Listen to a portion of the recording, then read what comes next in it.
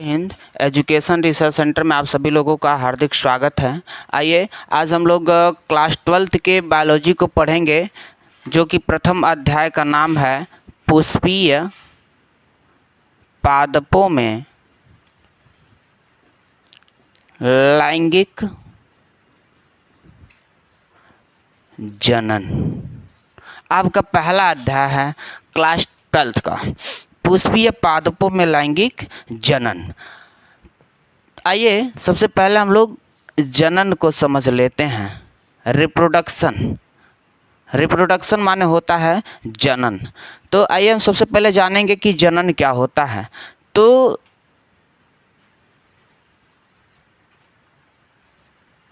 अपने समान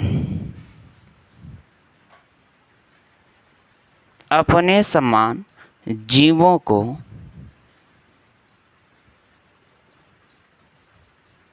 उत्पन्न करना ही जनन है।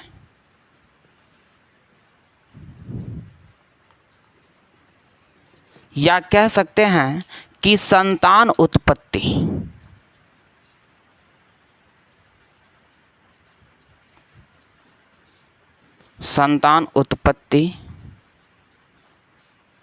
ही जनन है। जनन की परिभाषाएं हैं, अपने समान जीवों को उत्पन्न करना ही जनन कहलाता है। अपने समान अर्थात जैसे एक कुत्ता है तो वो एक पिल्ले को ही जन्म देगा, एक बकरी है वो एक बकरी के बच्चे को ही जन्म देगी, एक गाय है वो बछड़े को ही जन्म देगी। अर्थात अपने समान जीवों को उत्पन्न करना है। किसके समान? अपने समान जीवों की उत्पत्ति करना ही क्या कहलाता है? जनन कहलाता है। क्या कहलाता है? जनन कहलाता है। आइए, जनन कितने प्रकार के होते हैं? ये जो आपके जनन होते हैं ना, ये 2 प्रकार के होते हैं। कितने प्रकार के? 2 प्रकार के। पहला लैंगिक जनन। कौन सा जनन? लैंगिक जनन। और दूसरा है अलैंगिक जनन। अलैंगिक जनन। देखिए बाबू, आपको बायो तभी समझ में आएगा जब आप इसको फील करके पढ़ेंगे, तभी समझ में आने वाला होता है। तो फील करके पढ़िए, ध्यानपूर्वक पढ़िए और कोशिश करिए कि आप एक रफ ले लें, एक कलम ले लें और तब बैठ करके स्टेप बाय स्टेप इस चीज़ को लिखते रहें और धैर्यपूर्वक समझते रहें। तभी आपको बायोलॉजी पढ़ना सार्थक होगा और आपको आसानी से समझ में आएगा। ठीक है? तो जनन 2 प्रकार के होते हैं, एक लैंगिक जनन होता है, दूसरा अलैंगिक जनन होता है। लैंगिक जनन क्या होता है? लैंगिक जनन में नर और मादा अलग अलग होते हैं। नर और मादा का होते हैं? अलग अलग होते हैं। जबकि अलैंगिक जनन में नर और मादा एक ही में होते हैं। नर और मादा का होते हैं? एक ही में होते हैं।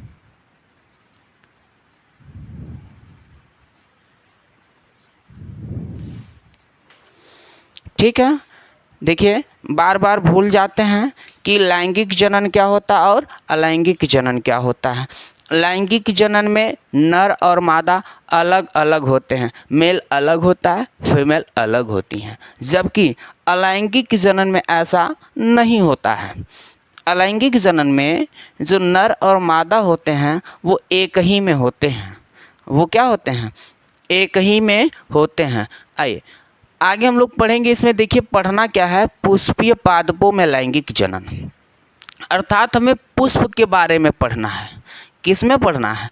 पुष्प के बारे में पढ़ना है कि पुष्पों में लैंगिक जनन होता कैसे है, किस प्रकार से, टैपिटम कहाँ बनते हैं, आवृतबीजी क्या होता है, अनावृतबीजी क्या होते हैं। इन पादप की बात की गई थी। तो पादप को वनस्पति भी कहा जाता है। क्या कहा जाता है? वनस्पति कहा जाता है। आइक्लर महोदय थे, एक वैज्ञानिक थे जिनका नाम था आइक्लर। क्या नाम था? आइक्लर। तो जिन्हें आई कलर नहीं पता होगा, जिन्हें याद नहीं होगा, तो आई कलर से एक टॉफ़ी आता है। आई कलर से क्या आता है? एक टॉफ़ी आ जाता है। तो याद रख लीजिएगा, वनस्पति जगत को आई कलर ने 2 भागों में डिवाइड कर दिया। कितने भाग में बांटा? 2 भाग। कितने भाग में बांटा गया? 2 भागों में बांटा गया। एक था क्रिप्टोगैमस, क्रिप्टोगैमस, और दूसरा था फिनेरोगैमस।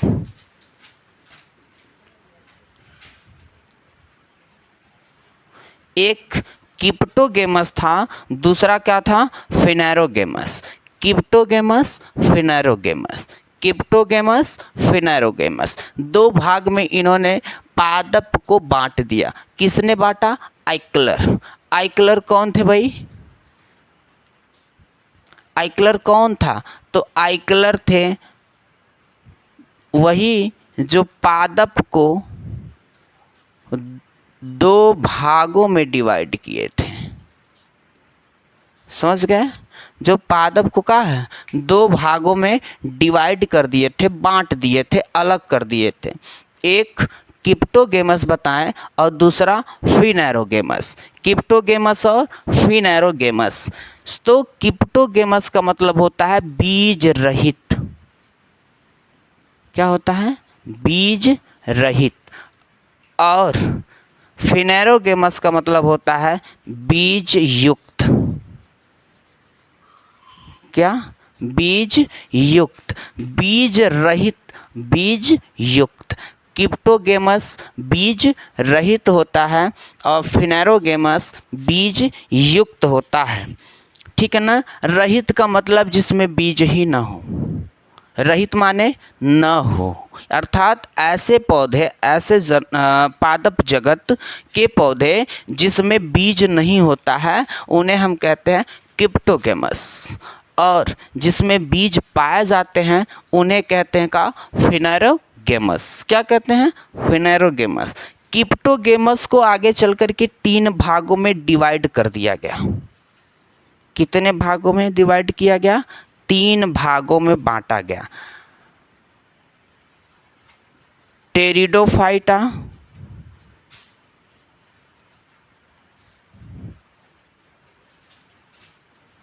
ब्रायोफाइटा,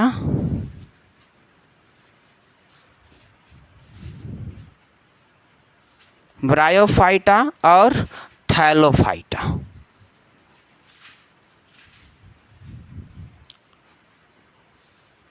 तीन भागों में क्रिप्टोगैमस को बांटा गया था। Pteridophyta, bryophyta, Thallophyta. Pteridophyta, bryophyta, Thallophyta. धीरे धीरे इनका मॉडिफाई हुआ तो इन्होंने सबसे आधुनिक जो पौधा होता है वो हमारा होता है कौन? फिनेरोगैमस। कौन सा होता है? फिनेरोगैमस। और इन फिनेरोगैमस को भी 2 भागों में बांटा गया। नाम था एंजियोस्पर्म।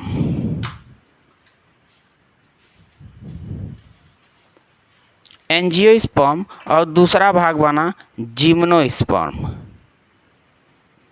क्या बना? जिम्नोस्पर्म।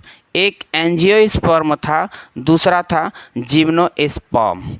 एंजियोस्पर्म का मतलब क्या होता है? अनावृत बीजी। इसे हम अनावृत बीजी कहते हैं। और ये होता है आवृत बीजी।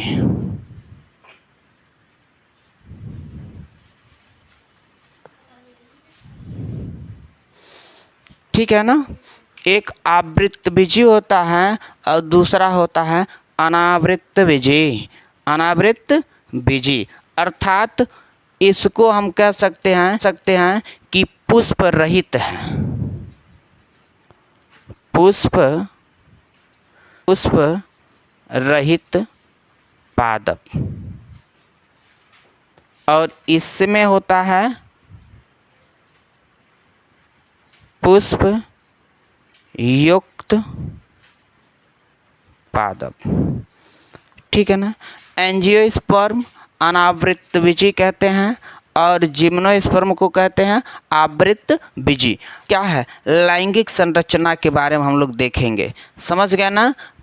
देखिए ध्यान पूर्वक समझिए। पादप की बात की गई थी बच्चों, किसकी बात की गई थी? पादप जगत की बात की गई थी। तो पादप में हम लोग किसकी पढ़ रहे हैं? जनन के बारे में पढ़ रहे हैं। अर्थात यहाँ पे आपका दिया हुआ ना पुष्पयुक्त का पादप, पुष्पयुक्त पादप। तो इसमें किस प्रकार का जनन होता है, यही हमको इस चैप्टर में पढ़ना है। ठीक है ना? यही क्या करना है, पढ़ना है कि इस पादप में किस प्रकार का जनन होता है। इसीलिए आपके चैप्टर का नाम ही पुष्पीय पादपों में लैंगिक जनन दिया हुआ है। समझ गए ना? ये हमने आपको एक परिचय बता दिया था कि कैसे इसमें जनन की प्रक्रिया होती है। इस चैप्टर का नाम ही पुष्पीय पादपों में लैंगिक जनन क्यों आया हुआ है? क्यों? क्योंकि आपको जो जिम्नोस्पर्म होता है, जो पुष्प होते हैं, और इस पुष्प में किस प्रकार से जनन होता है, लैंगिक जनन होता है कि अलैंगिक जनन होता है, किस प्रकार का कैसे जनन होता है, ये पूरे प्रोसेस को इस चैप्टर में पढ़ना है। इसीलिए इस चैप्टर का नाम ही पुष्पीय पादपों में लैंगिक जनन है। आई बात समझ में? बहुत बढ़िया, अच्छी बात है, समझते रहिए। पुष्प की संरचना हम लोग पढ़ेंगे अब। तो पुष्पों की कैसी संरचना है, आप लोग पुष्प देखे होंगे, गुड़हल वगैरह देखे होंगे। तो गुड़हल का कोई बता सकता है कि गुड़हल का वैज्ञानिक नाम क्या होता है? कोई कमेंट करके बताना कि गुड़हल का जब बॉटनिकल नाम होता है वो क्या होता है। समझ गए ना? तो अब हम पादप है इस प्रकार से, ये पादप है, और इस पादप की ये क्या है, ये तना निकला हुआ है। क्या निकली हुई है? तना निकली हुई है। और इस तने में से एक लंबी सी क्या है, कलिका निकली हुई है। क्या निकली हुई है? कलिका निकली हुई होती है। क्या निकली है? कलिका निकली होती है, जिन्हें हम कहते हैं का पुष्पीय कलिका। क्या कहेंगे? पुष्पीय कलिका कहते हैं। क्या कहते हैं? पुष्पीय कलिका। और आपका ये जो पुष्पीय कलिका है, अब ये धीरे धीरे से क्या हुआ, विकास किया। एक फूला हुआ ऐसी संरचना मिलती है। क्या मिलती है? एक फूला हुआ संरचना मिलती है, जिन्हें हम कहते हैं का पुष्पासन। क्या कहते हैं? पुष्पासन। क्या कहते हैं? पुष्पासन कहते हैं ना। क्या कहते हैं? पुष्पासन। ये जो फूला हुआ भाग है,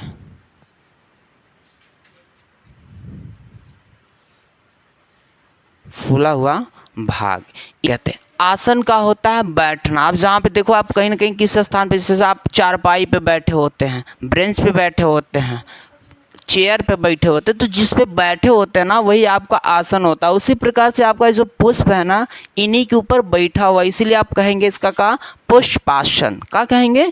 पुष्पासन कहेंगे। देखिए ये पादप है, ठीक है ना? क्या है? ये एक पादप है, एक पौधा है। और ये पौधे के जो ये भाग निकले हुए, इसको हम तना बोलते हैं। ये भागें जो निकली हुई, इनको हम बोलते हैं क्या? जड़। ठीक है ना? जड़ें हैं। और इन जड़ों यानी इस पादप में से एक कलिकाएं निकली हुई हैं, जिन्हें हम कहेंगे पुष्पीय कलिका। क्या कहते हैं? पुष्पीय कलिका कहते हैं। ये पुष्पीय कलिका जो है थोड़ा सा विकसित हो जाती है, विकास कर लेती है, तो एक फूला हुआ भाग उत्पन्न हो, उसको पत्र कहते हैं। क्या कहेंगे? पुष्प पत्र कहते हैं। क्या कहते हैं? पुष्प पत्र। पत्र का मतलब क्या होता है? पत्ती। पत्र का मतलब क्या होता है? पत्ती। यानी इस पुष्प के ऊपर देखेंगे आप, छोटी छोटी पत्तियों के टाइप जैसी संरचना होती है। हम आगे पढ़ेंगे इसको, और इसको अच्छे से पढ़ते रहिए। ठीक है बच्चों? तो आपका निकला हुआ है पुष्पीय कलिका से, इसको आप बोलेंगे पुष्प वृंत। क्या बोलेंगे? पुष्प वृंत बोलेंगे। क्या बोलेंगे? पुष्प वृंत। एक एक टॉपिक को आप, एक एक पॉइंट को कॉपी पे लिखेंगे ना, तो आपको बहुत बेहतर तरीके से समझ में आने वाली है। समझ गए ना? लोग पुष्प पत्र के प्रकार को पढ़ेंगे। जो आपके पुष्प पत्र होते हैं वो 4 प्रकार के होते हैं। कितने प्रकार के होते हैं? 4 प्रकार के। पहला जो आपका भाग बनता है वो है बाह्य दलपुंज, और दूसरा है दलपुंज, फिर तीसरा है पुमंग, चौथा है जायांग। इसमें प्रश्न बनते हैं कि कौन से सहायक अंग होते हैं, कौन से लैंगिक अंग होते हैं। तो हमें कोई बताएगा कि कौन सा लैंगिक अंग होता है और कौन से सहायक अंग होते हैं। ठीक, तो सहायक पत्र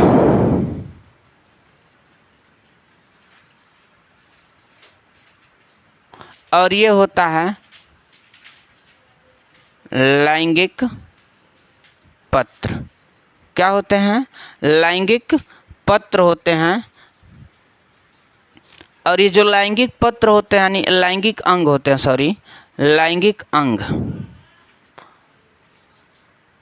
कौन से अंग होते हैं? लैंगिक अंग होते हैं। इन्हें हम आवश्यक अंग भी कहते हैं। कौन सा अंग कहते हैं? आवश्यक।